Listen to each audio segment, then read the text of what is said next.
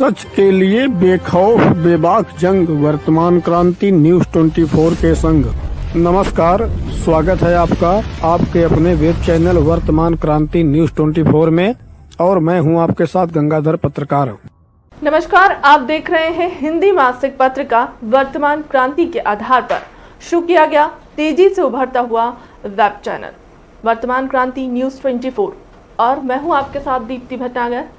आइए देखते हैं आज की ताज़ा और खास खबरें विस्तार से। प्रेमिका से मिलने गए प्रेमी की गोली मारकर हत्या कर दी गई। प्रेमिका के पिता पर गोली मारने का आरोप है।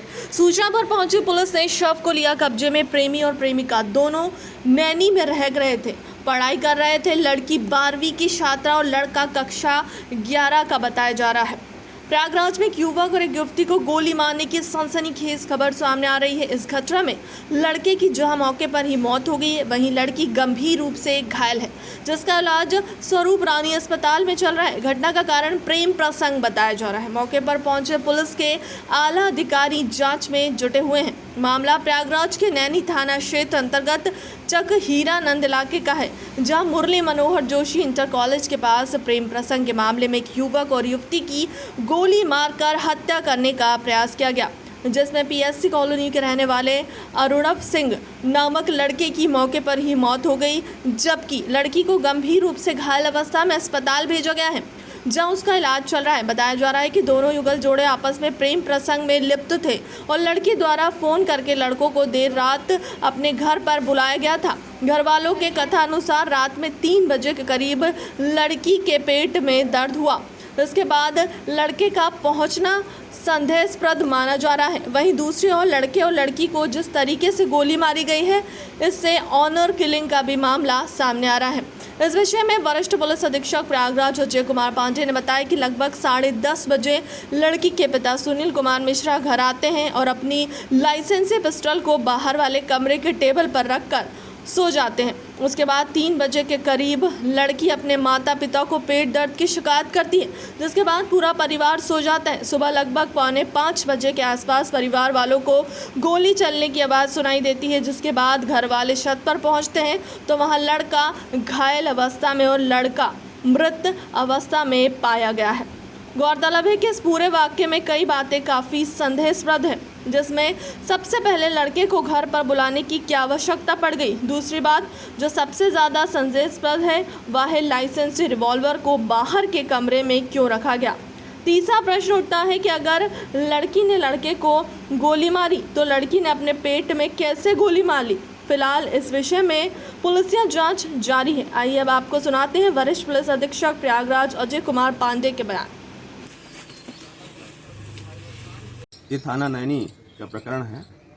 पुलिस को करीब 5:30 बजे के आसपास सूचना मिली थी सुनील मिश्रा के मोबाइल नंबर से कि छत पर एक लड़का और इनकी लड़की दोनों पड़े हैं। लड़का लगभग मृत अवस्था में है, लड़की भी काफ़ी घायल है और एम्बुलेंस की सहायता चाहिए, ऐसी सूचना फ्लैश हुई थी। उस सूचना पर तत्काल पुलिस टीमें यहाँ पे पहुंची हैं, पीआरवी वाहन पहुंचे हैं, सारे अधिकारी पहुंचे हुए हैं।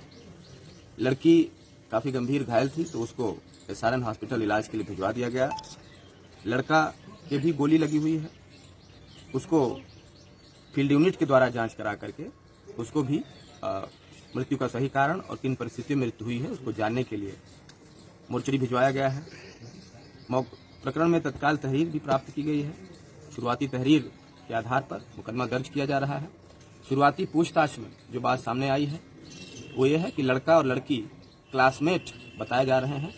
प्रेम प्रसंग का मामला भी सामने आ रहा है और जो जिस असलहे से गोली चली है बता रहे हैं कि वो लाइसेंसी पिस्टल है और ये इन्हीं लड़की के पिता सुनील मिश्रा की ये लाइसेंसी पिस्टल है, जो कि ये लेकर चलते हैं। तो कल रात में अपने ढाबे से जब आए थे करीब 10 बजे, तब लाइसेंसी पिस्टल को वहीं स्टूल पर रख दिए थे। उसके बाद खाना पीना खा करके ये पति पत्नी सो गए थे। फिर करीब 3-4 बजे के आसपास इनकी लड़की छत की तरफ से आती है, बाथरूम की तरफ से आती है और बताती है कि मेरे पेट में दर्द हो रहा है। उसके बाद फिर ये सभी लोग सो गए। कुछ समय के बाद जब गोली चलने की आवाज़ आई, तब सुनील मिश्रा और इनकी पत्नी, जैसा कि इनका वर्जन है, ये लोग छत पर गए देखा कि लड़का लगभग मृत अवस्था में और लड़की गंभीर रूप से घायल वहां पे पड़ी हुई है। लाइसेंसी पिस्टल लड़की के हाथ में था, ऐसा ये बता रहे हैं। इस तरह की बातें हैं। तो ओवरऑल एक प्रेम प्रसंग का मामला समझ में आ रहा है। लाइसेंसी पिस्टल से गोलियां चली हैं। मौके से पुलिस को 4 खोखा कारतूस पुलिस ने बरामद किया है। लाइसेंसी पिस्टल पुलिस ने फील्ड यूनिट के माध्यम से कब्जे में ले लिया है।